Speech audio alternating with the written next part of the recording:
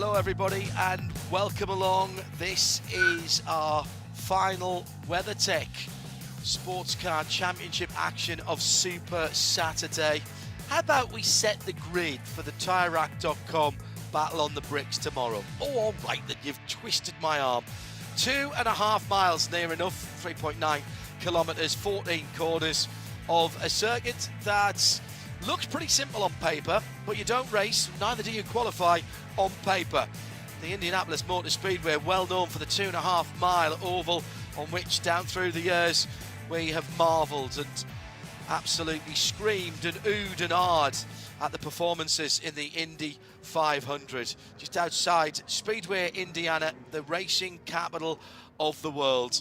And tomorrow for 6 hours, we'll be testing a huge field of IMSA WeatherTech SportsCar Championship teams and drivers as we head towards the business end of the season. Before we can do that, we do have to set those 4 grids in GTP, in LMP2, in GTD Pro, but we will start in the 18 car grid, that is GTD. In the Ford Performance Global Broadcast Centre, Ford Racing Global Broadcast Centre, $10 in the jar for Hindhoff. Can't believe I just did that. Got right to the end of the day today.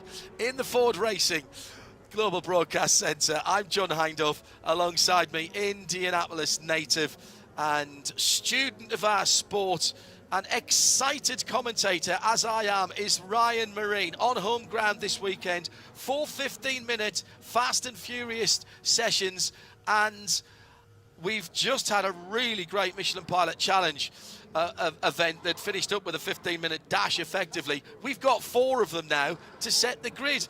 I'm not sure I've got enough breath left, to be honest, Ryan.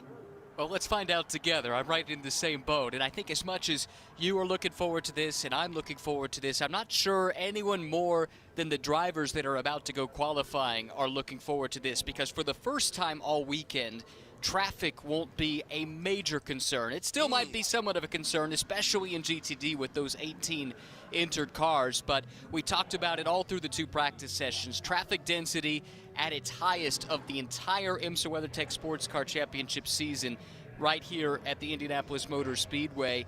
And so you really never get a chance at one clean, fast lap until hopefully here in this session. And we'll see what kind of times are achievable from each of these 4 classes. We really haven't come close to track record pace yet at any of the practices in 3 of the 4 classes. P2 has sort of been flirting with it, but we'll see what kind of pace is available without so much traffic out on the racetrack. Our third voice is down in the pit lane, and that is Arjuna Kankapati. Can you feel the atmosphere? Could you cut it with a cricket stump, Arjuna? How's it looking down there on the lane? It's starting to feel a little bit more intense, that is for sure, John. And we mentioned this in free practice 2 earlier this morning, which started at 8:45. And so it's cooled off slightly since that Pilot Challenge race came to an end. It's almost like the cloud cover decided to show itself up just for this qualifying session, but it's not necessarily a representative track to what they had earlier today. Yesterday's practice would have been a little bit more fair of a judge for the teams to kind of do their qualifying runs and head out there. I'm going to be very interested to see how things play out as they roll out for the first of the 4 sessions. Green flag coming in about 60 seconds here, Ryan. GTD, these are exactly the same cars that we'll see in GTD Pro in terms of their performance potential. Got to have a maximum of one, what we call a pro driver, so you can't pack it full of golds or platinum drivers here. Who's hot at the moment in terms of the championship, and indeed in terms of the times we've seen this week so far in the couple of free practice sessions? Well, in terms of the championship, John, this is really the one class where it's been pretty straightforward for most of the season. Windward Racing looking to defend a GTD championship a year ago with Philip Ellis and Russell Ward, and they've been super strong all season long. They come in with a healthy lead in the points and could conceivably clinch the championship depending on how many points they score first here in qualifying. Don't forget, qualifying points a big part of the WeatherTech Championship, but also in the race tomorrow. And they're joined by a Dutchman who should be a fan favorite here at the Indianapolis Motor Speedway because his name is Indy, and he's named for this racetrack. His father was a huge fan of the Indy 500, and hence Indy Doncha, who joins Ellison Ward. So we'll keep an eye on them, though. They've not been the front runners in the class up to this point of the weekend. Fastest GTD lap so far has gone to the heart of racing's Casper Stevenson in the Aston Martin Vantage GT3 Evo. Danny Formal, though, nipping at his heels. Manny Franco actually pretty quick in the Ferrari. And I would say Ferraris across both GT classes have been exceptionally strong. So keep an eye out on the prancing horse here. It was, I believe, out first was the Lamborghini Huracan, number 45, Graham Doyle behind the wheel of the Wayne Taylor racing car, and that car's got a story to tell because the last time we saw that, it was in flames at VIR. And it's a really good point, and thankfully Danny Formal escaped with a few minor burns, but nothing more major, and great to have that car. I'm not actually sure if that's the same chassis. I suspect maybe it isn't, but to see that car, that entry, yeah, here on track this weekend, given those circumstances, really scary stuff at VIR. And Danny has actually already had a pretty solid weekend. He's been a race winner once already. That was yesterday in Lamborghini Super Trofeo competition. It was his first ever win at IMS, and when we heard from him post-race, he was really emotional about the fact he got to win here at Indy and also the comeback from that really scary situation at VIR just a few weeks ago. So that's Ryan Marine. I'm John Hindhaugh in the Ford Racing Global Broadcast Centre. Here's the format. If you're not used to it, I accept that particularly when we get to LMP2, we might have a few Formula One fans tuning in to see how Logan Sargent is getting on. If you followed Logan's career through his junior Formula days and into Formula One, you might know that he was due to be an ELMS and an LMP2 at the start of this season. He respectfully declined that offer. He's been talking to us at the weekend about just why he did that and why he wanted to give himself some breathing space. Just a reminder for those of you watching on IMSA TV, that horrible Danny Formal incident that scorched the inside and the outside of the number 45 Tex imaging car. So the format then for all of these sessions will be the same when the Logan Sargent car comes out. Although Logan won't be qualifying that car, that has to be done by one of the non-pro drivers in the car, is 15 minutes. That's it.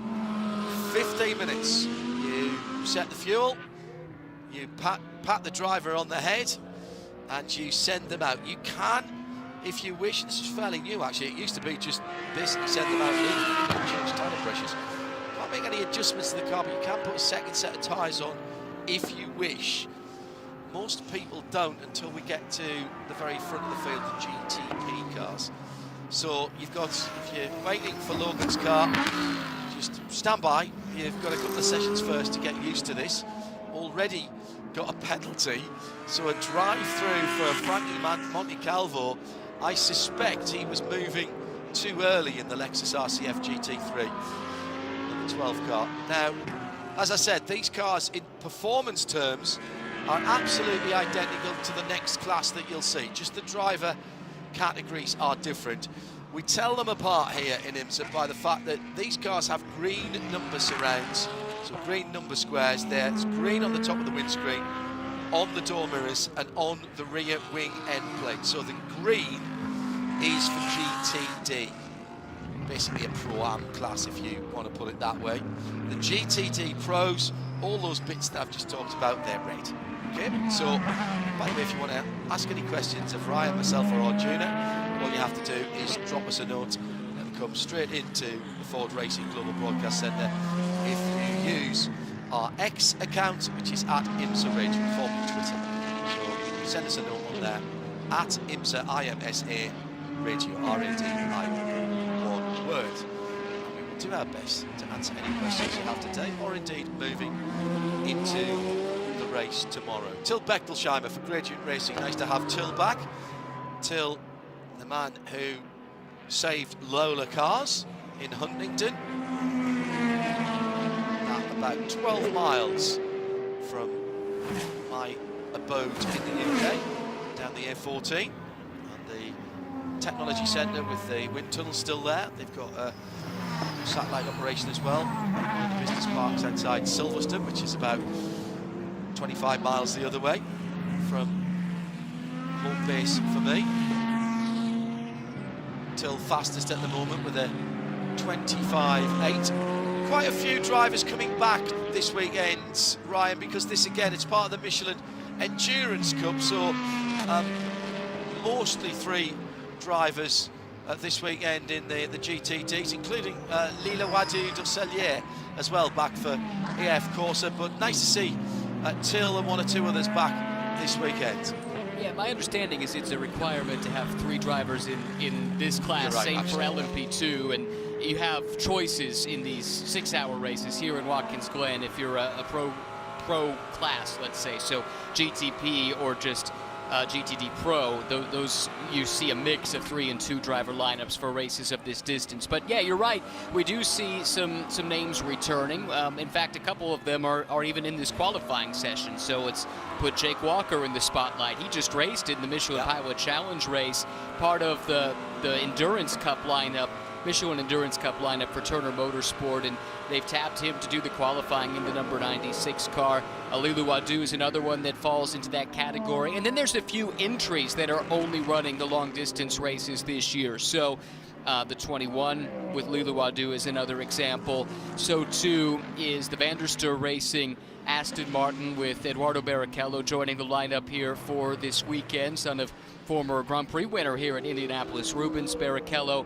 And Lone Star Racing, which is a story I think we should mention just real quick. They basically missed the entire first practice session with some kind of a sensor issue that never let them reach top speed, and bounced back with a great practice too. Now, in talking to the team, I think they are one that you might see make that tire change in this session, because they have more tires than they know what to do with. And so with ample tires in their allotment, they might try and use that to their advantage here in this qualifying. Hello to Tricky in the UK. Says, I'm not new, but I do want to thank you for being so welcoming to new viewers and listeners. It does help grow the fan base. Thank you, sir. Or lady. I don't know, actually, because it isn't immediately obvious, but thank you. We had the same last weekend at the Nürburgring with Max Verstappen, of course, doing his permit, having to do his 14 laps in the detuned GT4 car, as everyone does. Well, as everyone with an international licence does. I don't have an international licence. I used to do a little bit more than that. And thoroughly enjoyed the interaction with the F1 fan base. I won't give anything away from what happened in Baku today, but there was just enough time between my sessions for me to catch up on qualifying there. And I'll say absolutely nothing in case there are people who will have that on the DVR or whatever. And we'll also have full coverage of Max's first GT3 race there in SP9 category, that's called there. That is next weekend on Saturday. Coverage starts 10:15 UK. It'll be Bruce Jones, former editor of Autosport and well-known voice in GT racing. Ryan's worked with them a number of times, both with us and other series, and Johnny Palmer as well, our voice of the FIA World Endurance Championship, among other things. So those two will be looking after that, as I was sort of thinking I might be in for that, but I've been tasked to go to Barcelona and do the 24-hour race instead, which Cam McLeod is going to race in, who was in the Pilot Challenge race that just finished recently, which I found out he's going straight from this race to Barcelona. So a bit of globe trotting for the young Aussie. So everybody has done a lap at speed now, and it is Casper Stevenson who was marked out by Ryan. Heart of Racing's Aston Martin GT3, the number 27 car with the dark blue and black satin finish. 1 minute 23.088 seconds. So that just a couple of ticks the clock, 0.2 of a second quicker than Lino Wadu for AF Corsa's 296 Ferrari, the number 21 car.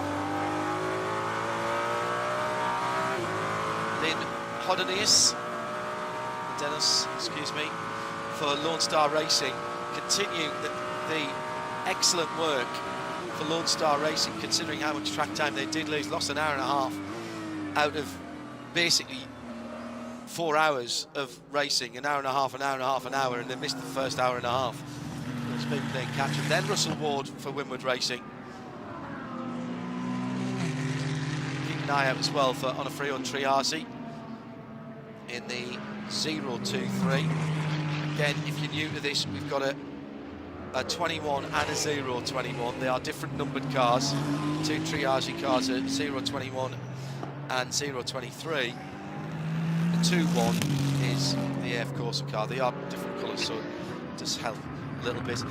Go to Andy Blackmore's spotter guides if you want to see the colours of the car. Andy, the official spotter guide of IMSA, good friend of ours here on IMSA Radio, and as ever, he's been doing great work. If you just search IMSA spotter guides, it'll direct you to Andy's page. You can stick that up on your computer screen or download it wherever you're watching or listening from. And a reminder, if they're in the US and listening to us now, then if you're travelling around during the 6 hours tomorrow, you have to pop out Sirius XM 206 for uninterrupted coverage.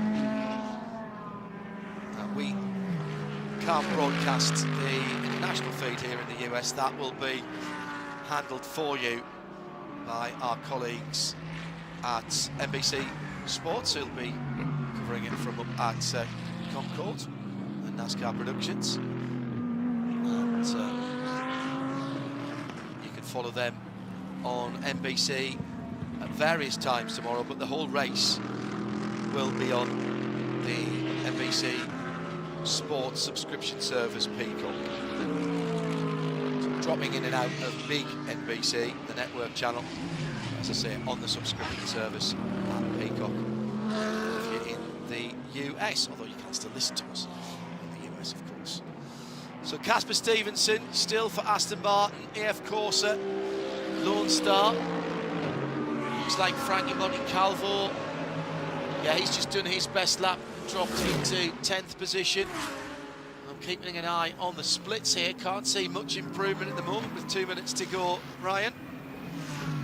No, haven't seen a whole lot of change at all. The Montecalvo lap is a good spot because he did his best middle sector on that lap, but that's the only personal best or overall best sector time that we saw from anybody on that most recent lap there. So not seeing the times dropping as we get deeper and deeper into this run. Sometimes you do when the fuel burn off, the weight loss that comes with that counteracts the tire degradation, but it appears that at least here at Indy, that's not the case. And as anticipated, Aston and Ferrari featuring up towards the front. But how about that lap from Lynn Hodenius, who's making his IMSA debut? And that's a car that, again, missed the entire first practice session for all intents and purposes. Did 5 out and in laps, and that was it. And for the young Dutchman, who's been busy with Mercedes this year, doing World Endurance Championship races, did the 24 Hours of Spa, but coming stateside for the first time. That is a fantastic effort to be ahead of the championship leading Mercedes of Russell Ward, who has been a pole contender a lot this year, not just in GTD, but as you'll recall, John, even the best of the combined GT cars a couple of races ago in Road America. Yeah, he was really on his game there. Second, third and fourth place cars in the pits. Hello to That Sunset Exists. Been watching IMSA for about a year, but never been able to catch it live because it's entirely in the night in my time zone. Not sure where you are, Sunset, let me know. I've decided to stay up for this one, thoroughly excited for the race. Thank you for the coverage. It's our pleasure. And also Sean Olmsted. So I heard you talking about an upgrade for the GT3 Ford's next year is they're going to be a GT4 upgrade as well. Slightly different regulations between GT3 and GT4.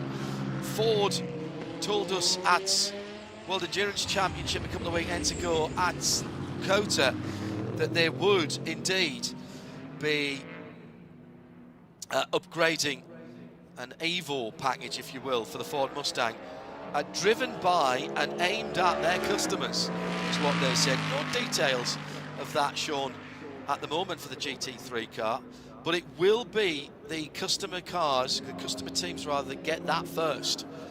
So that will be in form of a pack and an upgrade package, if you will, which will be bolt-on components mostly, possibly some software, but I'm saying that not there. But that will be available as an add-on to the current cars, customers to get them first. GT4, as I say, it's a slightly different set of rules regarding homologation, etc. So you can't just do an Evo on GT4. You have to look at the homologation dates and things like that and re-homologate the whole car. So it's a little bit more involved on there, Sean. And hello to Andy, who, like me, is a Black Cat supporter, although he's in Milton Keynes, where it's raining at the moment.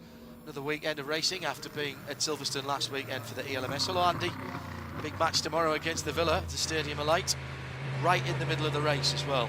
I will have my classic Vaux away shirt on, the white Vaux Hummel away shirt, whilst I'm in the Ford racing booth. No improvements there then towards the end. So as we gave you earlier on, it is Heart of Racing with a 23.0, and Casper Stevenson, who's captured the first of 4 poles. Starting on the outside of the front row tomorrow, it will be Ferrari 296 GT3 AF Corsa and Lila Wadu doing the time. But what about that Lone Star Racing number 80, as rightly pointed out by my colleague, starting on the inside of row 3 with Russell Ward.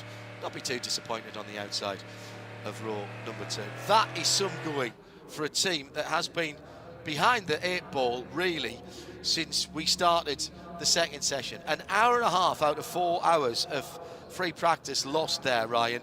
They'll think that's a front row start. They'll think that's a pole position. Yeah, they absolutely should. That was a great effort for all the reasons that we've documented.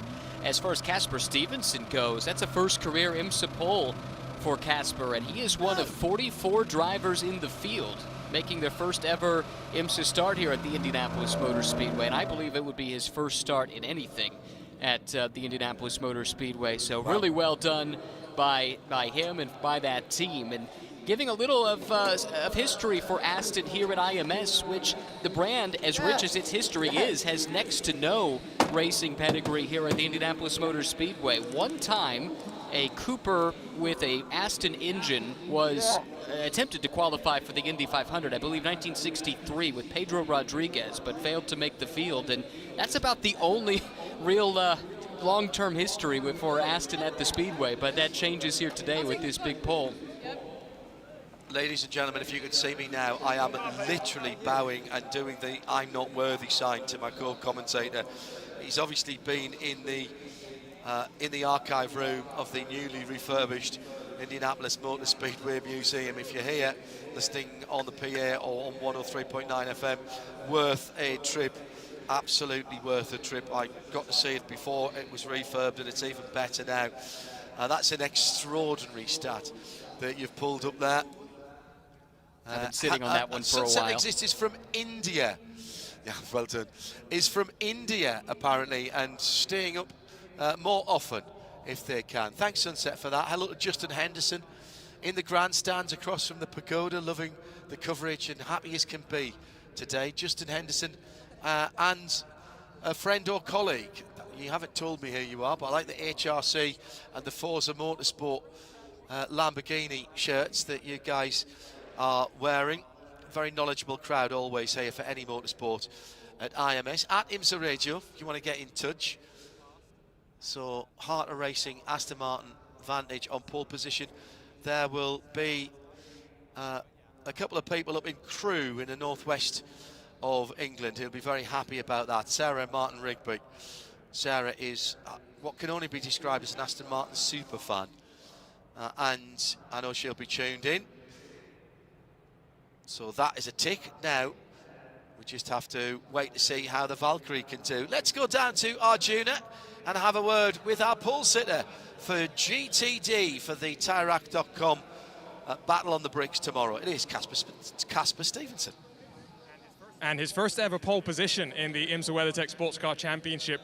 You connected all the fastest sectors, and so that was the maximum anyone could have extracted from the track, it would seem. How happy are you with the lap? Yeah, the lap was pretty good. I think that the pressures were there and it all came together on that second push. And then there wasn't really much left of the tyre to go afterwards. So I don't think it's a perfect lap, but it's as close as I can go to perfect. I got told your nickname is Casper the Friendly Ghost. Where does that come from? That film, famous film. What are the expectations for tomorrow? 6 hours of racing. The last time you guys qualified on pole was at Watkins Glen, the last endurance round. That ended in victory lane. Yeah, that would be nice to repeat that. We'll just try and have a clean race, and I've got every confidence that we can have a good showing. Sleep well. Thank you. Thanks very much, Arjuna. Well, actually, Leela Wadu just pipped him in the middle sector. So the ideal lap, if you strung it all together, was a 1:23.024. And Casper, I'm afraid, was miles off that. He was a 1:23.068. So, almost 2 seconds on the field, which is actually quite a big gap here. Leela was nearly 3/10 away from Lynn, and Lynn was, that's more like it, 0.014 away from Russell Ward. Hello, Max Stein, Cabolto 32. Let's go Acura and Cadillac when we get the GTPs. Thomas Rieker, and he's tuning in from Germany. And in Carnarvon in North Wales, Daniel Roberts with his mate Dylan, watching for the first time. Dylan, hello Dylan, welcome to live qualifying from IMSA on the IMSA official YouTube, and also of course on our video player via IMSARadio.com, top left hand corner. No interruptions on that. Not if you've got an IP in the States though, for tomorrow, although you could be watching in the States right now, because our coverage here is for the qualifying is always free on YouTube and on the IMSARadio.com video player, which I know is a bit of a contradiction, but it's we do an awful lot now with our commentary that has video attached to it for this series and many others, including what I'll be doing next weekend. There's quite a few drivers coming over from the IMSA paddock from the US to be with us in Barcelona for the 24 hours next Friday, Saturday and Sunday. Hopefully you might be able to join us for a bit of that and drop in to the 4 hours of the Nürburgring as well, which is on Saturday, as we mentioned. So, that's GTD. GTD Pro, rinse and repeat, with another section of the grid. 15 minutes put back on the clock. And again, my colleague Ryan, well, he absolutely nailed that one. So who's been quick so far in the 11 entries for GT Daytona Pro? Where's pole position going here, and how is the championship standing? Okay, quickly, one last thing to clean up in GTD. That was very nearly a track record for Casper Stevenson. He missed it by 13 thousandths of a second. That's how close. So he did a 23.088, and the record was a 23.075. So track records could be in reach after all here this afternoon. Okay, GTD Pro, fastest so far this weekend across the 2 practice sessions. It's the Dragon Speed Ferrari with Albert Costa doing the driving. That car has been a threat for pole quite a bit here in recent races in the WeatherTech Championship, and Costa is closing in as well on the championship lead after being a bit of an afterthought, quite frankly, about midway through the season, and then has subsequently gone on quite a run. So we'll see, because we did preview the fact that Ferrari has been pretty stout across both GT classes here this weekend. So that would be one place to look. Ford Multimatic, certainly another place to cast your eyes to. Chris Meese has the second fastest time in GTD Pro across the 2 practice sessions, and followed very closely by the 2 Corvettes. So could be American muscle, could be Ferrari, could be a total surprise. We'll find out here in about 15 minutes. Robert Cruiser is missing being at Indy, but watching from the brilliantly named Apex, North Carolina. Has to be one of the best racing name towns out there. I won't anybody tell anyone it's for trains there. Yeah, it's very good. He's wishing happy birthday to my colleague Ryan Marine there. And hello to Rennie de Boer, who's in Germany this weekend. It's Kevlar. Hello, René. Missing your happy, smiling face. Hopefully I'll see you soon. Make it out to one of the joint events that we're doing before the end of the year or towards the start of next season. 15 minutes on the clock, we roll out. Now, give you some drivers here for this one. They kind of pick themselves in the GTD because you have to have one of the non-pro drivers racing. It's Madison Snow in the #1 Paul Miller Racing BMW. Corvette 3, Antonio Garcia, Tommy Milner in the 4 car. Andrea Caldarelli for Pfaff Motorsports in the red and plaid #9 Lamborghini. Aaron Thielitz in the 14 Vassar Sullivan Racing Lexus. Dan Harper for Paul Miller Racing #48 BMW. Mike Rockenfeller for Ford Multimatic 64. Chris Meese for the 65 team car. Kenny Abul for the 75.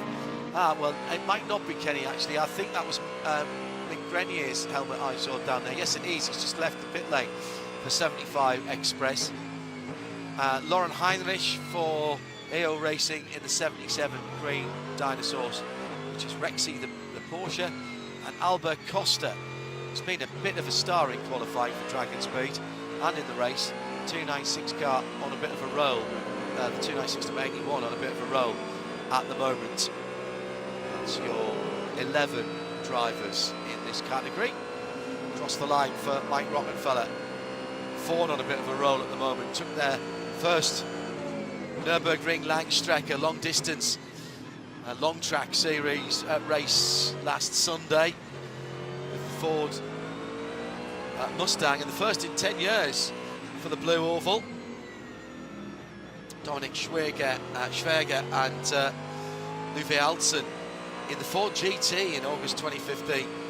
So Ford on a bit of a roll.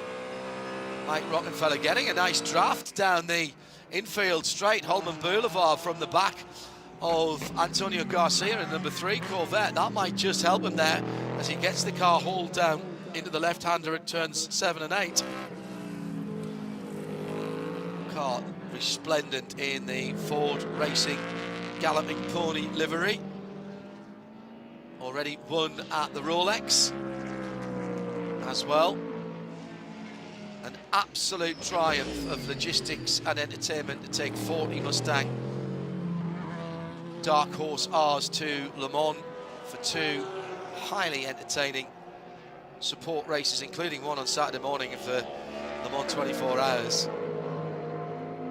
Peter Mackay and I did the qualifying call from that, standing on the balcony of the Ford VIP hospitality at the end of the Porsche curves, and called what we could see as well as having the timing screens up. It was absolutely brilliant to hear 40 of those cars rattling through the French countryside. Can they pull off another race victory this year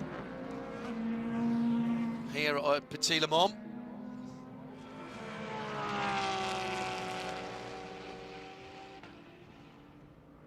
Waiting for some times to come in here. Nobody has eclipsed Casper Stevenson. Yeah, Ill Racing with the golden teeth on the front of that dinosaur Rexy. Been a great fan favourite and fan engagement. And each of those teeth, Ryan, stand for something very important, each of those gold teeth. That would be a win, most importantly, for that team, which came away with a championship in IMSA last year. Lauren Heinrich, as a WeatherTech Championship rookie, won the title, and that almost never happens in the history of this championship, certainly in the modern history of the championship. So put the rest of the field on notice, and they've been super strong this year too, with wins at Sebring and Laguna Seca, podium most recently up in Canada at CTMP. Third in points coming in to this weekend, and a distant third, it must be said, 191 points back. But they can chip away at that here in qualifying. Remember, qualifying points are a big part in how championships are decided. And in fact, for them last year, Heinrich had the big qualifying effort at Petit Le Mans, and that scored a bunch of points for them that ultimately they needed when they had some mechanical issues, and that cost them a chance at a really strong result, and they really needed to fall back on all the points that they had banked. So they know full well the importance of getting a result in qualifying, scoring some of those points, and to that end, should also note for Casper Stevenson a few moments ago in GTD, he's second in points, a distant second to the windward car, but did get a little bit closer courtesy of that pole. Yeah, absolutely right. New set of tyres going on Rexy for Lauren Heinrich. And yes, Renee, I will see you in Bahrain at the Sakir circuit for WEC finale. Looking forward to seeing. I never knew you lived in Germany. I apologise. Just looking through the times, the teams coming in, changing tyres here.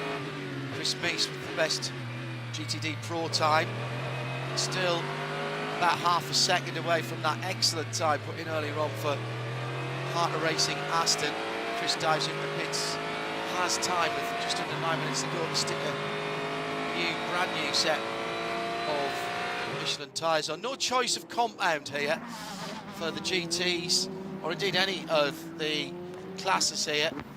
Michelin supply all 4 of the classes, and it is a single slick tyre compound and a single wet tyres as well. Let's go down to Arjuna, who's watching what's going on in the pit lane. It's been very interesting, John. We saw the Pfaff plaid Bergini and the BMW for Paul Miller, the #1, head out on scrub tires and instantly come in for a set of stickers. Rexy, on the other hand, went out on stickers, did 2 laps before returning to pit lane, and now I'm watching both of the Ford Multimatic Mustang GT3s getting a full set of sticker tires put onto their machines as well. This new rule, John, introduced for 2025 has been something that the teams have been exploring about the best way to make it work. It's always interesting to see how many different teams find different ways to approach these short 15-minute qualifying sessions. I really like them. I do. It's a hangover from the old ALMS days, and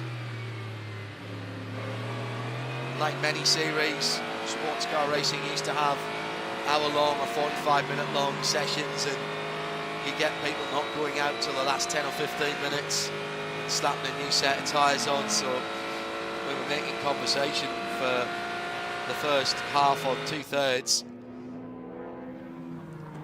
Also, the much missed Marty Kaufman in the LMS days. He was approached by the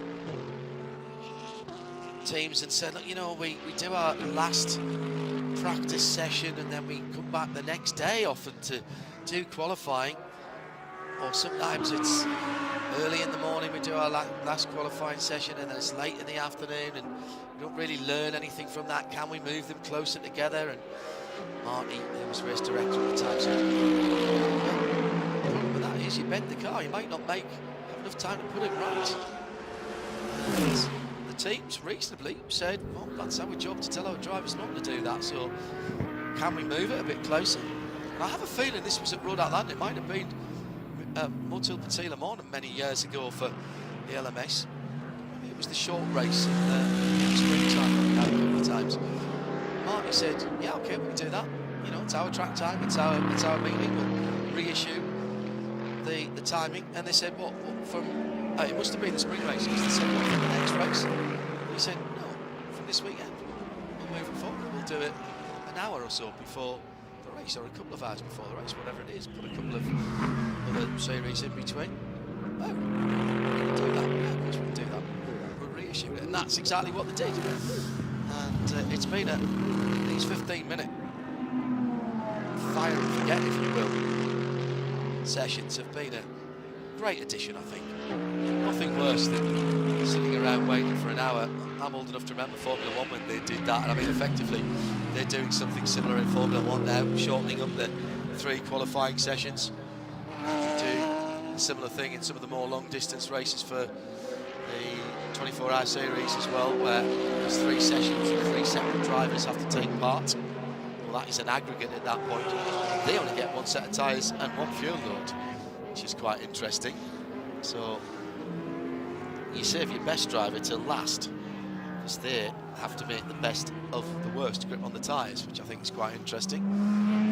All just brings a little bit more into it. 5 minutes to go, and still nobody has beaten the best time of Casper Stevenson. It won't make any difference. The GTD pros will start ahead, but now it's BMW on top. Ahead of Mick Grenier is Dan Harper. Right. Yeah, and he set that time fairly early and came to the pits. It looks like he must have gone back out, but I thought they were in there for a little while. Maybe I thought they were going to rest on their laurels, but okay.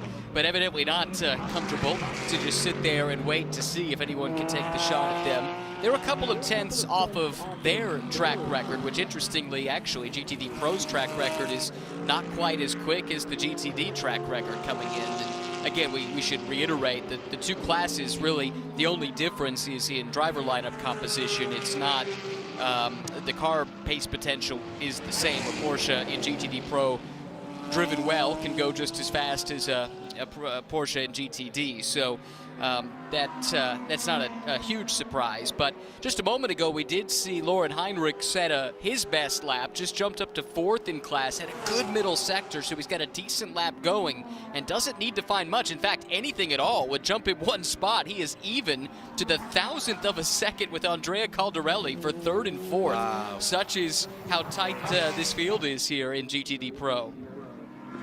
I was thinking I had a glitch on my timing screen when there was no interval between those two, and then I've just seen that as incredible. 1:23.559 down to 3 decimal places. The reason then that Andrea Caldarelli for Pfaff Motorsport in the plaid red and silver Lamborghini, just going through the S's now on the far side of the circuit with the XPEL sponsorship. He did it first, so that did it first gets the position, should it be an absolute tie. Waiting to see Chris Meese. They came in for new tyres, both the 65 and the 64 Fords in for new tyres. Mike Rockenfeller as well. In fact, has just done his best lap of the race, I think on his first flyer with the new Michelin tyres.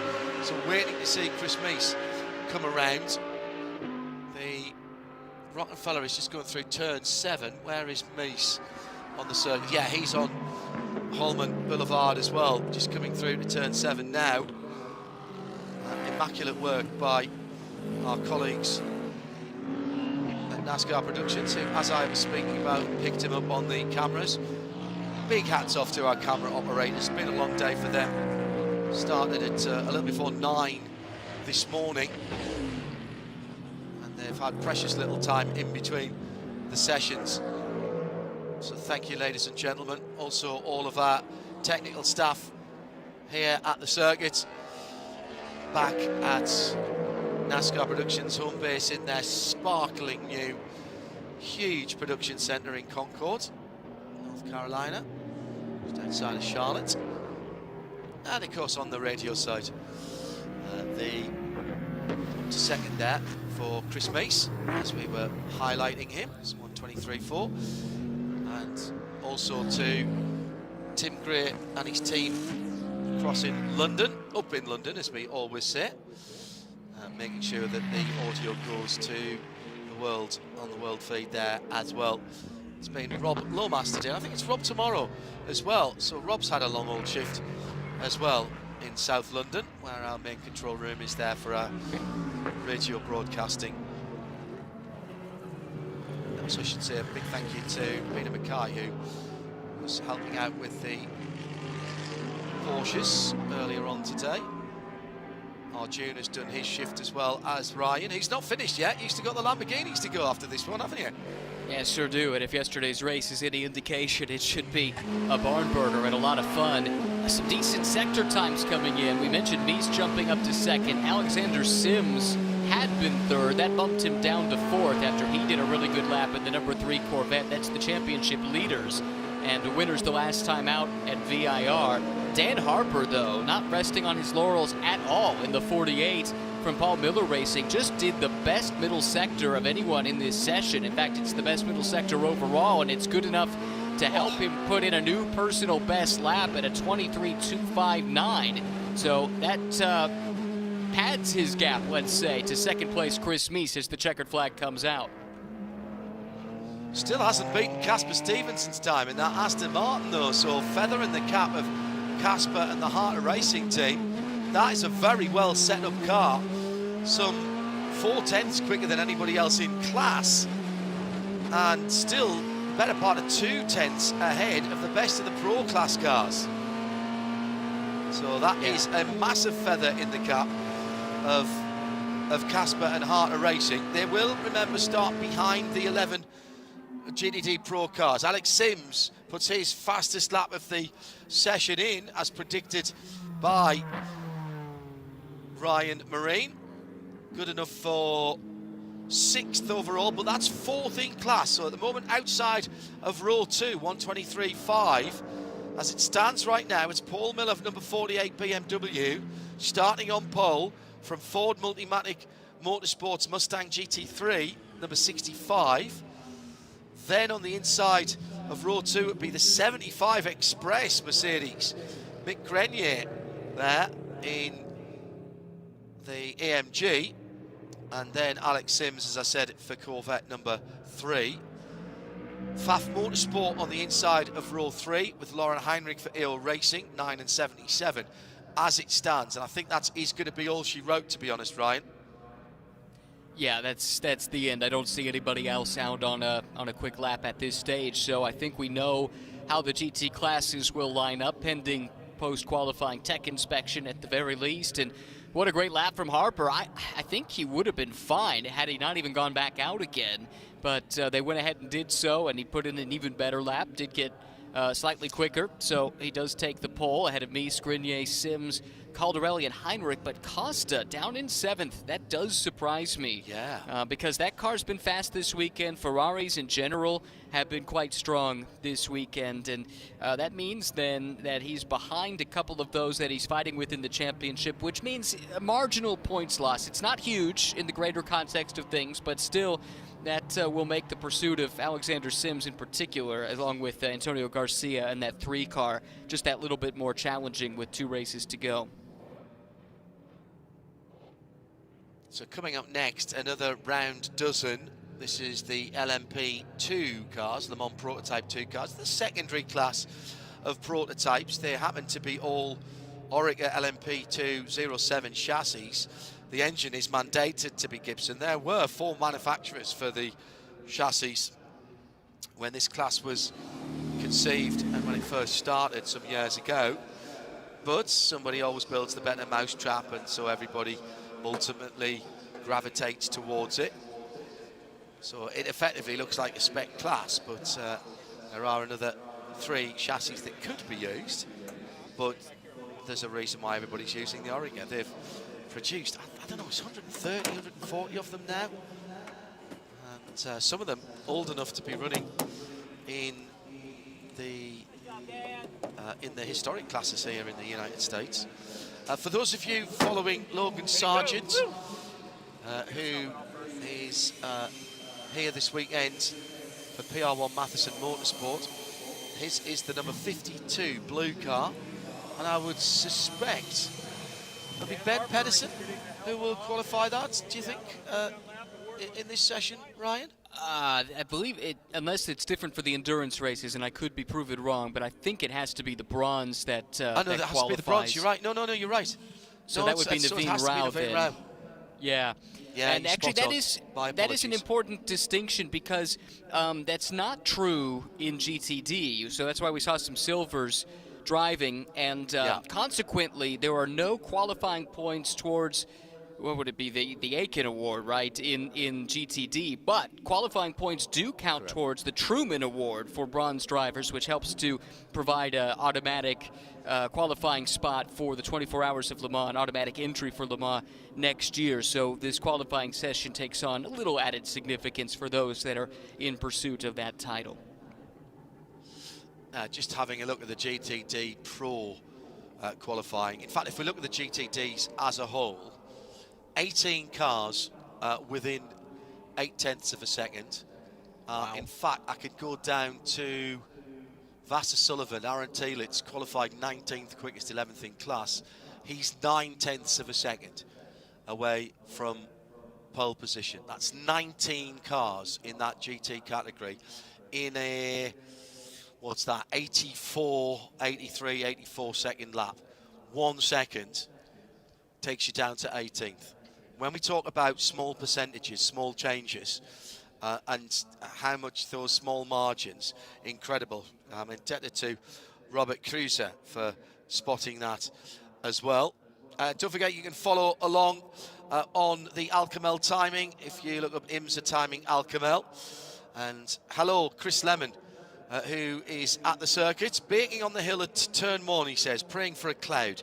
I think you might get one in a minute or two. Let's have a chat with Dan Harper, BMW driver for Paul Miller Racing. I've watched him ply his trade down through the years. He'll have a smile on his face, I've no doubt, Arjuna. And that's back-to-back first-time pole winners here in the IMSA WeatherTech SportsCar Championship for the battle on the bricks. Dan, I know the season hasn't been easy, but the Endurance Cup is still very much up for grabs. Paul Miller Racing looking very strong there. How's the car feeling? Yeah, the car's feeling mega. So happy to finally get a pole position. It's sort of, I've had the job of doing qualifying all season in the 48, and I've been close a couple of times, and Neil got one before me, so now it's nice to get one. So big thanks to all the boys. The car was flying, so they made it easy for me. How important is qualifying? Obviously, this is a 6-hour race, but I've been told passing is not the easiest, traffic management difficult as well. Is this one where track position and controlling from the front is important? I think so, yeah. I mean, I think it's the case in most of the races here in IMSA. Especially in the practice sessions today, it's been tricky with the prototypes. Obviously, there's a lot of heavy braking zones where we are lucky we have the ABS and the prototypes not so much, and they've maybe been struggling with lockups and things. So you need to be careful. If there's one close by in a braking zone, you need to keep an eye that they don't have a lockup or something. So it's going to be tricky to manage, of course. It's just Max and I in the 48 this weekend. We've decided to do it with just the two of us. So at least more driving time and a bit more aware of everything. So. And in terms of tires, you came back in, put on a new set of stickers. Is scrub tires going to be something you'll be thinking about in the pit stops tomorrow? Is that easier to get up to temperature? It is, for sure. And I mean, obviously, we've done it majority of the qualifyings to always get a second go at it. But we mostly did it this time for that reason, to have another set of scrub for a 6-hour race is quite important. And of course, in case someone went faster, we wanted the pole position. So, congratulations, best of luck tomorrow. Cheers, thank you. That is a young man with a big future with BMW. He's already tested the GTP, the hybrid V8. Tested that at Qatar at the start of the year, the Lusail circuit. Just a quick note that's changed here, and I'm indebted again to our producer, Aaron, up in Concord, who has done the investigation to find out why this happened. There's been a swap in 7th position. Andrea Caldarelli for Pfaff Motorsport in the Lamborghini has been put ahead of Lauren Heinrich. Remember, those were the two cars that had the same time. They are 5th and 6th in GTD Pro, so effectively all that's happened is they've swapped sides on the grid. 123.559 is what we see on our screens.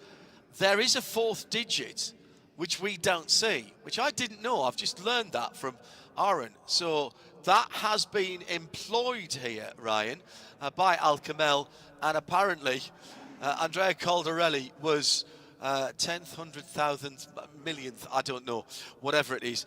But the 4th decimal point was the tiebreaker between the Lamborghini and the Porsche. When we talk about small margins, we are talking about minute margins there. I think it's a 10,000th of a second, but I haven't taken math in a dangerously long time. 1/10,000th, yes. Yeah, that's what we're Yes, going to roll I think you're with. absolutely right. Okay. Yes, absolutely. That So goes to show. that was the decider. Sorry, go ahead.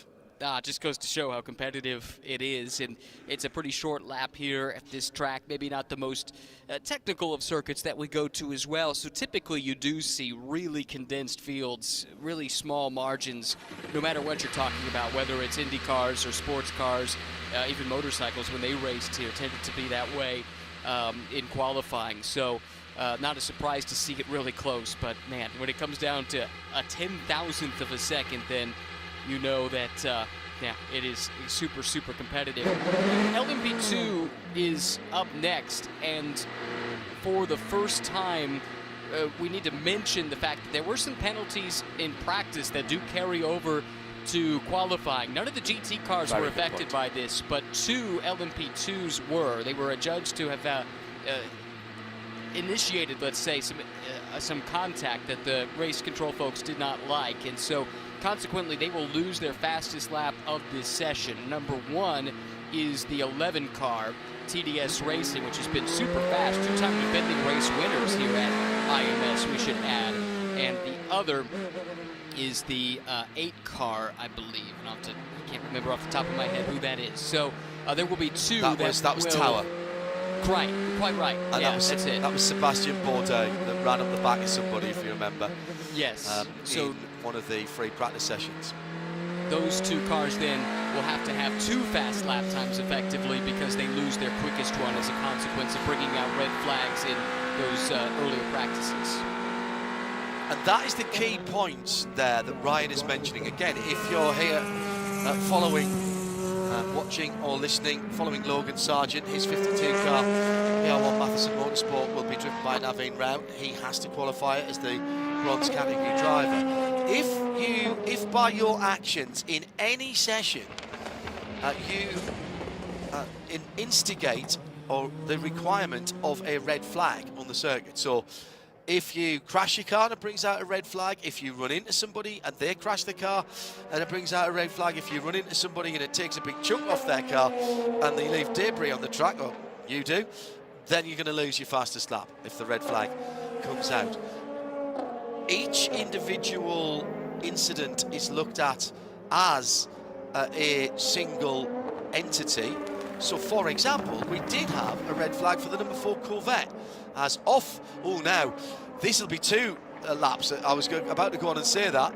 So this is the number 73 that's gone off with 12 minutes to go. I cannot imagine that car is going to get out. So that is indeed a red flag.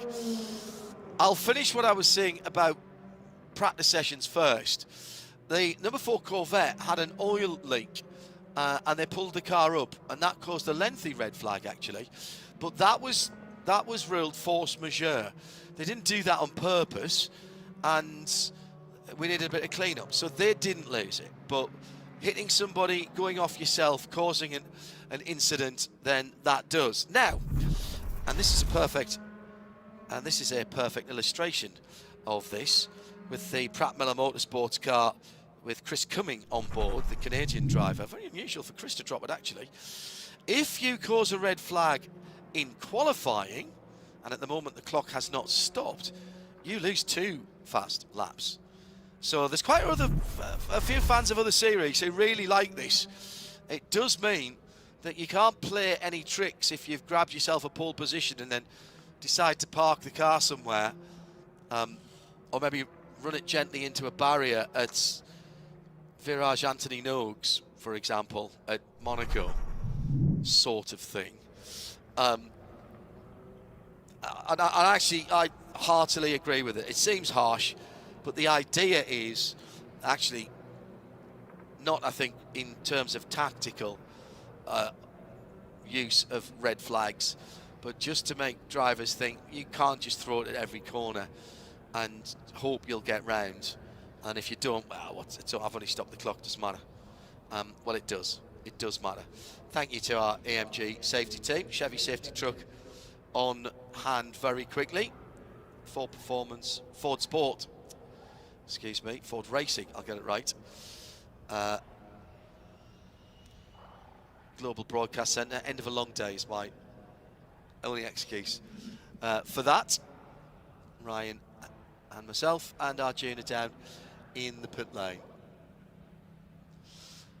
So once again, if you wondered why we had the slight change around in GT between the two cars that clocked the same time, the fourth digit that we don't get to see displayed on the Alcamel timing was the deciding factor between the two cars, EO Racing and FAF Motorsport, and it went in the favour of Andrea Caldarelli. We are still counting down. We have to have 10 minutes of green. We'd had about 2.5, so long as we get going in the next minute or so. In fact, it looks like Chris Cummings got that car fired, the Pratt Miller silver and black car. Yes, he has. So we should be going green as soon as we clear the safety vehicles. Hello to Natalie. I presume that's Alit. Natalie, I hope I've got that right. Tweeted at IMSA Radio. Nice to see some sunshine at Indianapolis after a wet Silverstone ELMS. Looking forward to going to the last round at ELMS in Portimao. Well, it could be decent weather there as well, down on the Algarve. Thanks for tuning in, Natalie. Nice to have your company. Possibly a couple of minutes before we go back to green. 2 fastest laps culled from the Pratt Miller car. Yeah, track temperature here at 102 Fahrenheit, that's 39 Celsius. 90 Fahrenheit in the air is 32. So probably a little warmer than where you are, Natalie, if you're in the UK. Although I'm told that in particular on Friday, yesterday, certainly in what I call the area of home, which actually is not too far away from Silverstone, it was a balmy 25 and 26 Celsius with clear skies. And, even late at night, I had notes from people sitting out in the garden, having a very pleasant late evening. I was finishing up work here on Eastern time. So we've gone back green with 8 minutes and about 25 to go. I'm not sure we'll have to add anything on to this as it stands at the moment. I think we'll still make 10 minutes of green flag, but I'll keep an eye on the countdown clock, which on the Alcamel screen says just under 8 minutes at the moment. So it doesn't do anything to help the rhythm, though, that, Ryan, does it? Just starting to build up to something, and typically with the bronze drivers, you like to see them getting a decent run, and they build up, and quite often their last lap is their fastest lap. Last driver across the line, off in pole position. Right, that was exactly my line of thinking too, where this is quite a disruption. I suppose the good news is it is a relatively short lap, so you should get a couple different bites at the apple here, but we really haven't seen any representative lap times out of LMP2 just yet. That came early. The reason that we don't need to add time on is we had a little over 2 minutes of green flag running before the red came out, and we had over 8 minutes left, so you add it all up and it's over 10, so that would meet the minimum as long as we stay green the rest of the way, but any other stoppage could change that.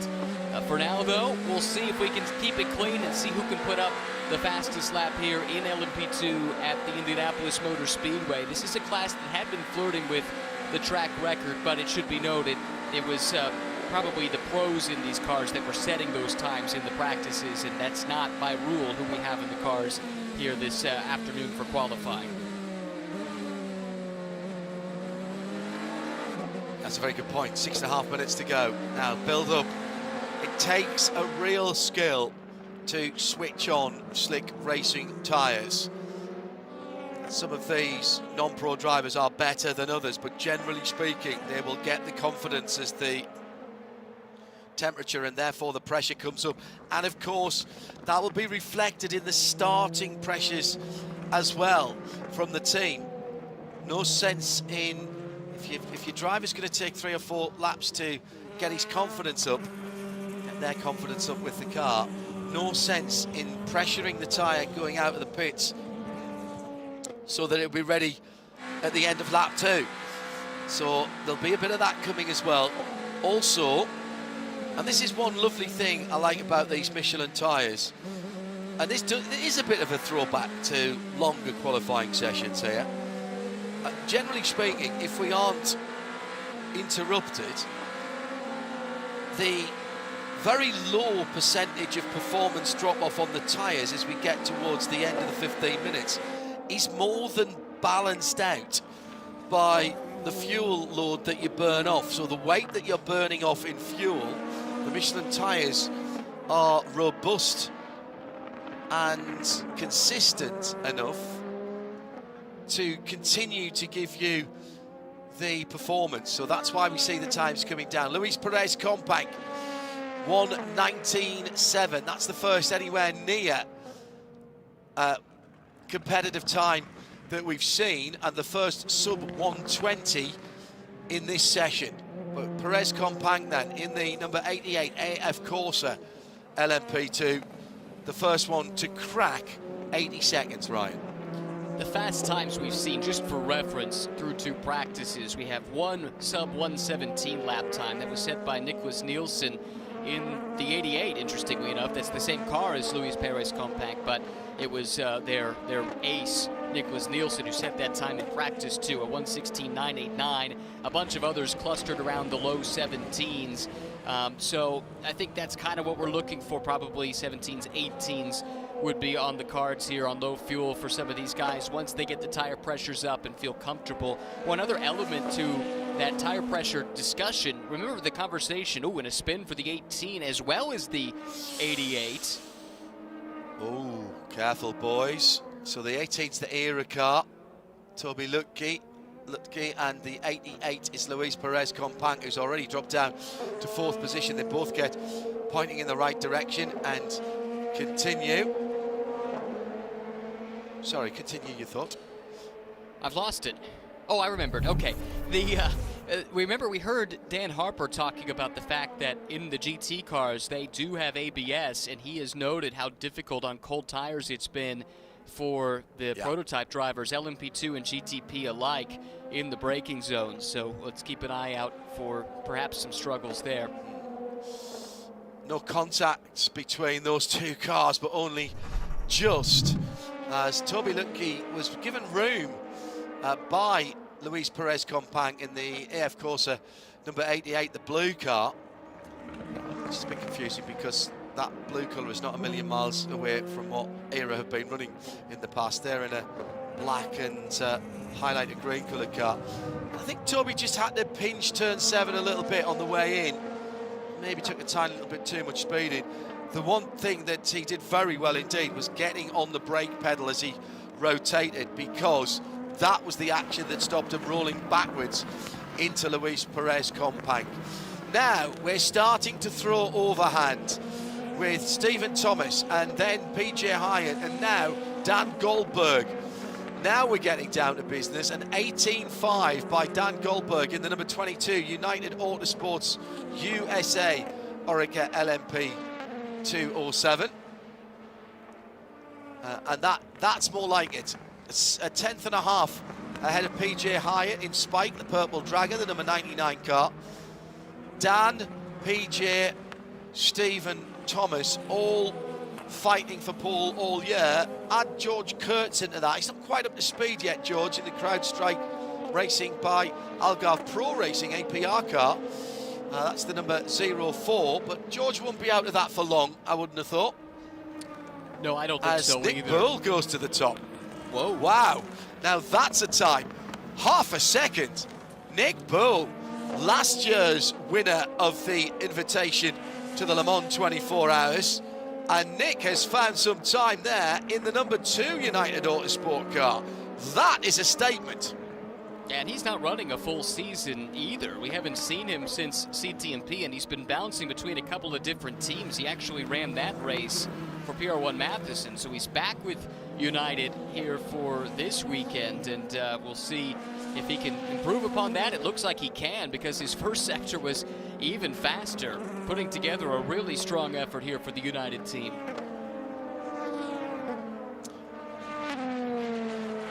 60 seconds on the clock, just under now. Who's got any performance left? Lots of green on the timing screen in sectors. A couple of purple sectors as well. That is the fastest sector of all, and Nick Bull didn't even do his own fastest third sector there in that 1:18.0. So he's got another lap to come. There's a 17.7 out there if you put all of the sectors together. As Nick Bull now does put the sectors together and puts a 17.8 in there as he nails the last sector. And now he has got sectors 2 and 3 off. It's still Toby Lutke who's got the best first sector, but not by much. 17.8 is the new time to beat as the checkered flag is out, and Stephen Thomas comes through. Does he improve? He does. Gets within 2 3/4 tenths, but it's not enough. Daniel Goldberg improves, but still 4 tenths away. Nick Bull has put a big gap between himself and the rest of the grid. Goldberg going through to, oh, somebody's lost a time there. Somebody has lost a time because it was down to 2 tenths and now it's up to 3. So it's Stephen United Thomas. back to first and second. Yeah, Stephen Thomas has lost a time. Absolutely, good spot. Well, we knew that coming in. That was for the incident in one of the practices. So that was one of the cars. I assume that they must have completed their last time lap and that already got eliminated, or I haven't seen anything about track limits, so I think that explains that. And then the 8 car also Correct. will be losing its best You're time. spot They're on. a bit down the order, but man, what a lap from Bull. PJ Hyatt is pushing. He's on a streak of 3 straight poles, but it looks like that will not be 4 straight. I don't think he's got a lap together here that has a chance to challenge Bull. He's just put his fastest in an 18.364 last time around, but that's not going to be good enough for PJ as he dives into the pits. So he's 5 tenths away. So yeah, well remembered. I'd completely forgotten about the 11 car. John Ferrano also lost a lap as well in the Tower Motorsports car. So Stephen Thomas, and there's that rule coming in. Stephen Thomas losing a front row start there, not a pole, but a front row start for TDS because that car was instrumental in causing a yellow earlier on in the weekend. And I think it was Stephen actually who put the car off and couldn't get it back on. But Nick Bull, with the family firm of jewellers and watch retailers, are proudly on the side of the car, and the Invicta watch brand as well, I notice, as well there. Not only retail, but design and make some very lovely jewellery. That is the family firm, and family very supportive towards Nick. Met them all last year at the end of the season, and again at Le Mans, saw them there. One of the most prized things in prized entries in motorsport is that for the Le Mans 24 hours, and the winner of that championship, that is basically awarded to the non-pro driver who is best in LMP2, finishes highest up the LMP2 rankings and they have their own championship point scoring. That's the Truman and Aitken Awards, and the same for GTD as well. That is some lap that Nick Bull put down there, some lap. Yeah, really impressive. Only driver in the 117s. If I got this right, this is his second career WeatherTech Championship pole, and the first one was right here 1 year ago. How about that? Wow. Yeah, I think you're right, actually. I think I remember it now you've mentioned that. Loss of all times for working on the car during qualify. That's just come in from race control. That is the Pratt Miller Motorsports Oregon.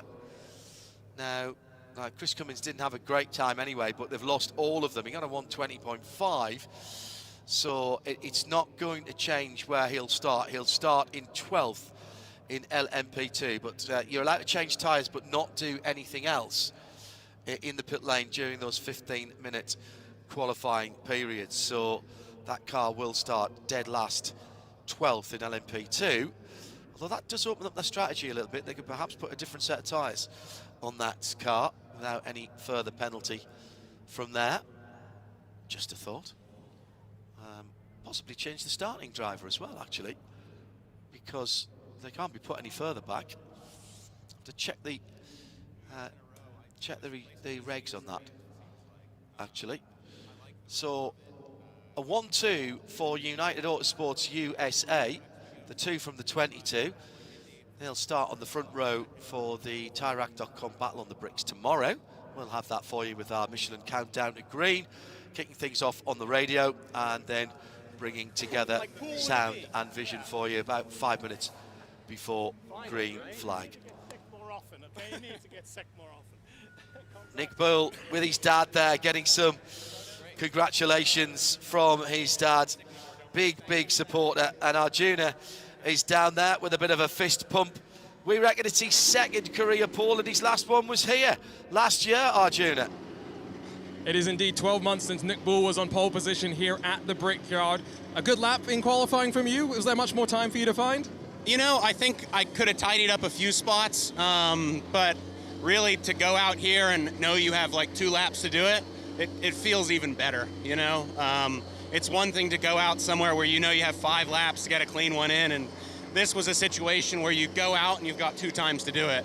Candidly, I think I screwed up the last one, so maybe I had 3 times to do it, but I gave up on the last one. I knew it wasn't quite clean enough, but everyone's pushing so hard. I mean, we didn't get to test here, so to come here and stick it on pole feels even better.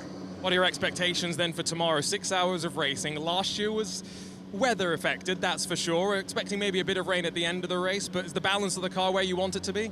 You know, we made a pretty big change before qualifying, and it seems to have worked. Ben and Juan Manuel have done such an awesome job this year. I think if we can just get them a fast car towards the end and get through some of the scrappiness that we've faced at the rest of the year, we're going to have a really good result. And I feel good, they feel good. They've helped me a ton this year, and I'm just excited to be able to bring JoJo back a car in one piece that is on pole. So, congrats on the great lap. Best of luck tomorrow. Thank you so much. Pole position then for United Autosports and the De Bull Giant Diamond and Jewelry number 2. Nick there mentioning his silver driver, Juan Correa. Ben Handley is the gold driver in that car, so 2 Americans and a Brit starting on pole position. Alongside them will be their teammates with the CSCI United Autosports number 22. Dan Goldberg, who qualified the car, will start. He's got Rasmus Lind, the very rapid Swedish silver, with him, and Paul de Resta, platinum driver, and Works Peugeot driver in the FIA World Endurance Championship. So those 2 will pace the field round for tomorrow's start. Those of you following Logan Sargent's car, that was the number 52. That will start on the outside of row number 4 with Naveen Rao starting that car. Benjamin Pedersen is the silver. Logan Sargent, the full pro driver there. That's the Databricks, Ameriprise Financial and Calibri Capital PR1 Matheson Motorsports car. Right, another couple of cars to talk about here who will lose fastest laps, Ryan, because of interruptions that they caused during free practice sessions. Right, one of them is the number 24 BMW, reigning overall winner of this event from a year ago. That car was beached in the gravel during one of the sessions and brought out a red. The other is the number 63 Lamborghini, and it was at the very end of practice 2. Eduardo Mortara was 3 wide down the back straight, the Holman Boulevard straight, and veered into, in the judgment of race control, an LMP2, which sent the P2 into a GT car. And although the Lamborghini continued on, the other 2 did not. That brought out a red flag. The 63 Lamborghini was deemed to be the cause of that red flag, and so consequently will lose the fastest lap, as we've discussed a couple of times for other cars already in the coverage. So they'll have to set a couple of fast times then, both the 24 and the 63, and both have been pretty quick this weekend. I'd say the 63 in particular, this might be one of their strongest outings of their partial season in terms of the pace they've shown relative to the rest of the GTP field, but it's that much harder now knowing that they will lose that one fast lap.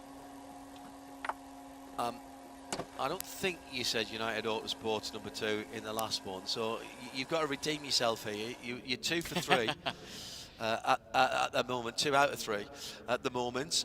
Who's been putting the fast times in so far? It's been Acura, haven't it? They've been at the sharp end of the field. I confess I'm only 1 for 3 because I also didn't call Dan Harper or BMW's name at all. That one sprung up on me. So, yeah, don't look for me for accurate predictions, but I'll hazard a guess here. And I do agree that Acura has flexed the muscle to this point in the practice sessions that we've seen. And then you have to pick which one at that stage, and I'd say why not the 93, but I don't really have any particular reason for it, but I do think Meyer-Shank Racing, former Indy 500 winning team, let's not forget, back in 2021 with Helio Castroneves, who's now part of the ownership group there with Meyer-Shank Racing. I think that they probably are the odds-on favorites going for pole. Our producer Aaron has picked one of the Cadillacs. Not sure which one, so he's hedging his bets as the 3. Matt Campbell in the number 6 Porsche Penske Motorsport Porsche 963. His teammate is Felipe Nasr in the number 7. In the Wayne Taylor number 10 Cadillac, Ricky Taylor in the 23 Heart of Racing Valkyrie. It's Roman De Angelis. Dries Van Toor in the number 24 BMW Team RLLM Hybrid V8. Sheldon von der Linde is his teammate at the 25. Jack Aitken for Cadillac Whelen, number 31. Louis Delatraz for the Cadillac number 40 of Wayne Taylor Racing. Tom Blomqvist for the number 60, the shades of blue and black Acura ARX06. The 63 is Romain Grosjean. And we're waiting for Pratt Miller to go out there. Oh no, that's the non-again, that's the other one. Nico Müller for JDC in the 963. Not Jimmy Bruni in that car this weekend. That's the 85 yellow car. Nick Yellerly in the 93 Acura ARX03. That's the red, white and black car. I'm John Hindhaugh, Ryan Marine alongside me in the Ford Racing Global Broadcast Centre. And already we're down to 13 minutes. Cars, you might see a few cars come straight into the pit lane, and the SC 63 Lamborghini, resplendent in its Alpine Stars livery with the tricolore colours plastered across the side in an asymmetric design. I really like that. I think that is one of the best liveries. That's the whole field that's coming. Or does Matt Campbell stay out? Yeah, Porsche have stayed out, and the 25 BMW have stayed out. So all 3 Porsches have stayed out, and the number 25 BMW in the hands of Sheldon von der Linde. Everyone else is putting a new set of the hard compound Michelin tyres on the so that's literally, as our Australian colleagues always say, they've roaded the tyres. They've scrubbed them, and in fact, in comes PPM, number 6, Porsche Penske Motorsport, Matt Campbell. Felipe Nasr then will probably follow him in. Dries Van Toor, the first of the cars who've stopped going back out again, as far as I can see. So, yeah, and he's followed out by the number 93, Nick Yellerly in that car. His teammate stayed out, so Sheldon von der Linde in the number 25 coming through now. Around cars that are still getting heat in their tyres. No tyre warmers allowed, either in qualifying or the race. Something else that's important if you're joining us here from Formula One or other forms of motorsport. So new set of tyres in the race will cost you time on the first probably couple of laps around here. The fronts in particular, difficult to get the heat into. Well, that's I don't think I've seen that at any stage during this season. Such a vote in terms of just scrubbing the tyres in, Ryan. Just 4 cars out of the field, staying out there. Yeah, I agree. I can't think of a time when pretty much everyone's been on that program to go ahead and do that. I did get a quote sent to me from GM PR talking about the fact that the Corvettes elected to do this strategy, admittedly a different type of car, different class, but that's not something they have typically done. And one of the things in the quote from Alexander Sims that came through was because of the relatively high temperatures, they felt like they could fire up the tires pretty quickly, and with the short lap here, they felt like that strategy is more viable in these conditions at this track than it might be otherwise. So maybe that's why we're seeing some of the GTP teams, almost all of the GTP teams, in fact, thinking that that could be the play. So really interesting to see that everybody basically came up with the same idea, with the exception of BMW, which split the strategy. And the only curious thing about that to me is I would have thought maybe you send out the car that is going to lose its fastest time to do more laps early, because you know you're going to have to set that additional fast time, right? But they didn't see the logic the same way, and who am I to counteract the BMW team that won here last year and also won the last time out at Road America? All right, if you're trackside, you might want to take a step or two back from the guardrails at the moment, because this is playing for keeps. There's points on offer here, there's honour here as well, and there's bragging rights, albeit for fewer than 24 hours, but expect to see the timing screens light up here. Sheldon von der Linde then in the number 25 car is the first to start a proper flying lap, and he's missed turn 1 on his first flying lap. He goes through the cutout and rejoins. He put in an 18.2, but that was basically all coming from the end of the lap. That's not even quicker than the two United Autosports, and the wind is getting up and maybe changing direction as well, and these cars being highly aerodynamically sensitive might just be a little bit more sensitive to the wind direction. We've also got some debris just offline on the turn in to turn 12, which I think might be leaves, actually. Some detritus from the flora around the area, but certainly that wind is getting up now, blowing across the front straight. If the flags are anything to go by, that's IMSA Radio if you want to have a quick comment on what you've seen today. 8 minutes to go. Here comes von der Linde again. Sheldon von der Linde, his teammate, with a 17.2, his fastest at the moment. But that is not a representative time. There'll be seconds to be taken off that. Nico Müller for Porsche, and for the yellow submarine, as we call it, the banana boat, 15.7, getting more like it. Gets a nice drag as well on his last lap from the car ahead, but I think he's missed his braking point there as well. The screaming sound of a normally aspirated V12 can only be the heart of racing, Valkyrie. Oh, that just rocks you to the core. We've got V6s, V8s, V12s here. Turbocharged cars, normally aspirated cars. Variety in how they look and how they sound. And Aston Martin revving for its life. Campbell goes to the top with a 15.7. Heart of Racing's been improving. Roman De Angelis coming round at the end of a quick lap. He's had an uninterrupted lap here. And their improvement in this, their first season, has been outstanding. Let's see where they stop the clock. Oh, a little bit of a wiggle on the transition as Nick Yellerly goes into second in the 93 Acura, and De Angelis to third, under half a second away from the fastest time at the moment. Outstanding stuff from the Canadian in the British car, Ryan.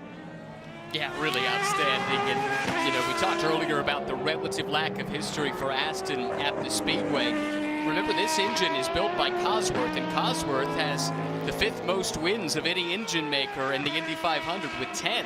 So they do have rich history here at IMS. The car looks great. It sounds great. You've mentioned that they've just been inching closer all year long, and maybe this is the weekend for a breakthrough result. Unusual, not unique, but unusual in the design philosophy. That multi-plane rear wing out over the back of the car. That's not adjustable. That is a fixed plane.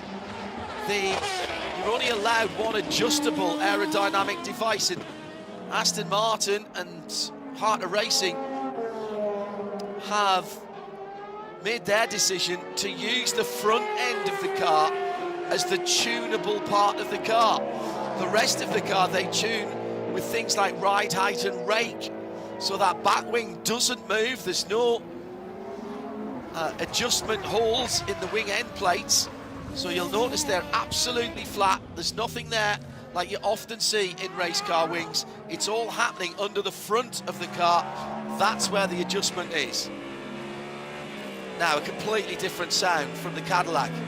Big V8, slightly lower revving, ground pounding, sternum shaking machine. And then the smallest capacity engine in the field, the V6 of the Acura. Second place at the moment. Don't make that pole position for Tom Blomqvist, who's gone through in the light blue, and white car. And now we're down to a 14.5. This is getting serious with just on 4.5 to go, Ryan. Yeah, we're within a second now of track record pace. I think these lap times will just keep on dropping as we get deeper and deeper into this run. That's pretty good there from Blomqvist, but I don't think it's going to be good enough. I think there's several others on good laps right now that are going to take a shot at it, and I wouldn't be surprised if we saw times down in the high 13s. Well, there's the prediction from Ryan Marine here in the Ford Racing Global Broadcast Centre. What could Louis Delatraz do? With Taylor Racing answer, he's within a 10.5. Second place, Acura, Cadillac, Acura, Porsche, Cadillac, 2 BMWs, Lamborghini. Remember, they'll lose one of their times. Cadillac now moving up into third position with the Whelen car in the hands of Jack Aitken. This is tight. 2/10 between the top 3, half a second between the top 5. Make that the top 6 actually now. So 3.5 to go. The Porsches that were 10th, 11th and 12th in the first free practice session. Well, Matt Campbell is ringing a time, at least in one lap, out of his 963. That is the championship leading car. And they want to stamp their authority before we get to Motul Patilam on one, we presume, Ryan. Yeah, and really he's been the only one this weekend that's been able to get much out of that 963 package. They've been struggling for pace through the 2 practices, but looking pretty stout at the moment. Currently good enough for 4th. I'd like to revise the prediction slightly. A 13 might be a bridge too far, but I do think there's still a couple more tenths in it compared to where Tom Blomqvist was at a 1:15.569. For reference, the track record is held by Matt Campbell. This was set in 2023, and it's 1:13.672, but conditions, BOP, lots of differences from that time to now. Yeah, Blomqvist with sectors 2 and 3 in the bag, which we saw in LMP2 actually, but it's Luis Delatraz who has the fastest first sector time, and actually that's not that first sector time's not that much different from the fastest LMP2 sector 1 time, which is I find very interesting. Big flash of the headlights to whoever's in front of Jack Aitken at the moment in the number 31. It is the 93 Acura that's right ahead of him, so he is letting Nick Yellerly know. Nick's just put a couple of Michelin tyres on the grass and the dirt as he was coming through. Pulls out the way, and actually it's the number 60, Tom Blomqvist, who's slowing right down, trying to find a gap to the line now. The chrome blue Dex Imaging number 10 Cadillac in the hands of Ricky Taylor, currently in 4th position, and he's just taken the fastest Sector 1 time. Can he string a lap together here? Personal best in Sector 2, 26.7. Now he has a 23.5 in Sector 3. Can he go quicker than that? It was a 1:14 for him last time around, and it's a 1:14 again. It is his best time, a 1:14.8. Lost it all in the last sector at 23.5. See if there's anybody out there with 37 seconds to go. Remember, if you're on a lap, you get to keep it. You have to start that lap before time elapses. There's a couple of people on slow down, recuperation laps if you like. They have got the hybrid power as well to use. And they do have to start with full fuel as well in these qualifying sessions. So waiting. That Aston Martin, you can hear it above everything else. Still within a second of the current provisional pole time. In fact, the whole field are within 0.997 of the time of the fastest, which is Tom Blomqvist. He pits, so he's not going faster than the 14.5. That might just be good enough, Ryan. Well, proving me wrong. I think you're onto something, because I haven't seen anybody put in personal best sector times, let alone overall best sector times since then.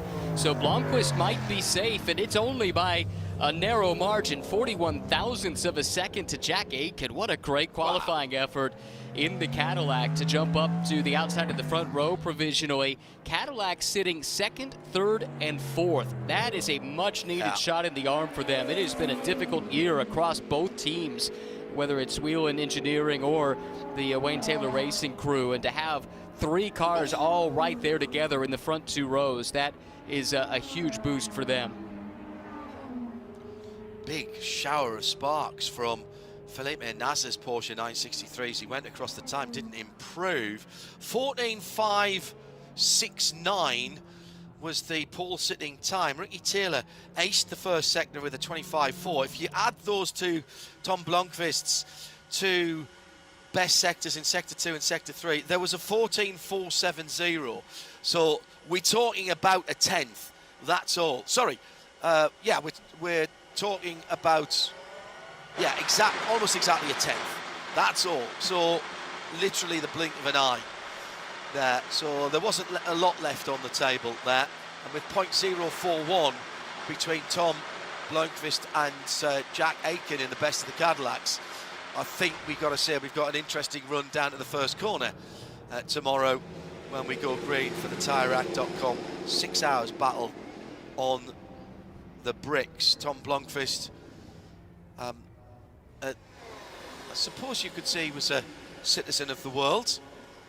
His father, Stig Blomqvist, of course, legendary rally driver, but born in the UK and has raced under a British licence for, I think, as long as I can remember. He cut his teeth in Formula BMW in the UK, and I've got a feeling I called his first race as part of the British Touring Car Championship package at Brands Hatch. It was years ago. So the Acura, the Honda, continues Acura's, Honda's engine dominance here at the Speedway. You were talking about Cosworth before. Honda have done rather well here down through the years, have they not? You are correct. I believe that, yeah, they're the 2nd winningest engine manufacturer, only to Offenhauser, which has 27 Indy 500 wins. Honda has 16. For Tom Blomqvist, though, this has to feel really special because he did not have a good 2024 at this venue. Did 3 races here. The IndyCar race on the road course, finished 23rd of 27. Did the Indy 500, was out on the first lap, and then did the IMSA race here, this event, 1 year ago, and didn't see the finish line in that one either. So to return and exercise a few of those demons at least by scoring pole position for Meyer Shank Racing, that is a really big deal and have to feel really good for the guy. Our coverage starts with the Michelin Countdown to Green. We'll get a word with our pole sitter in a moment. Our Michelin Countdown to Green starting tomorrow, around about 45 minutes before green flag. That'll be on radio only. Green flag is 11:40 a.m. Eastern time. So we'll be up at 11 o'clock Eastern time. That is, 4 o'clock in the afternoon in the UK, 5 o'clock if you're in Europe. So whatever you're doing on Sunday, nice to be able to drop in and settle down for the race. And then we'll have post-race tech, Michelin post-race tech, when the race closes at somewhere around about 20 minutes to 11 UK time, 5:40 here. Well, let's find out what Tom Blomqvist has got to say. Has he exercised those demons at Indianapolis Motor Speedway? One thing we know for certain, Arjuna, he'll pace the field round to the start tomorrow at 11:40 local time. Absolutely. Let's catch up with Tom after that great lap in qualifying. Tom, I know you don't have the greatest memories here from 2024. Does this kind of help to build some new ones? Oh, yeah, definitely not. I mean, yeah, I got a spot down there that's got my name all over it. But no, I mean, you know, obviously I feel at home in these cars. You know, the team has done a fantastic job the last couple of events actually, and you know, getting more and more out of our package, learning more. And today, you know, I was just able to kind of do the job really that I think the car was capable of. So yeah, yeah, tomorrow's obviously a lot more important than today. You know, 6-hour race, so qualifying is a little bit less important than some of the shorter ones, but hey, you know, we'll take it. We'll be happy for today. Yeah, and sleep well tonight, I guess. And that's now 4 consecutive poles for Meyer Shank, albeit the other 3 with the 93. First 4 races of the season, don't think they were the smoothest, but the transformation, the revitalization of the team has been apparent. And now there's a real, I think, optimism about the Manufacturers' Championship with 2 races to go. Definitely. I mean, that's our target. You know, we race for Acura, obviously, and that's a bit of a goal of ours. So, yeah, we'll be going out to try and steal that away from the Porsche guys. But, yeah, like I said, tomorrow's when we, you know, earn our real money. And what do you expect from conditions tomorrow? Are you thinking there's going to be a bit of rain? Does that benefit the car? I would prefer, obviously, the weekend so far has been dry, and we seem to have had the pace. So, obviously, I'll prefer those conditions. You know, keep it a bit more straightforward for everyone, but you know, we can't, obviously that's something out of our control. Nonetheless, you know, we'll just take it, you know, take what we got really. So yeah, fingers crossed it's a bit more straightforward. Congrats, we'll see you tomorrow. Thank you, I appreciate that. Tom Blomqvist then on pole position with the Acura number 60 for Acura Meyer Shank Racing with Curb Agajanian, and he'll bring the huge 41 car field around to the finish, or the start line, should I say. Did I say 41? I meant 53 as we go green tomorrow.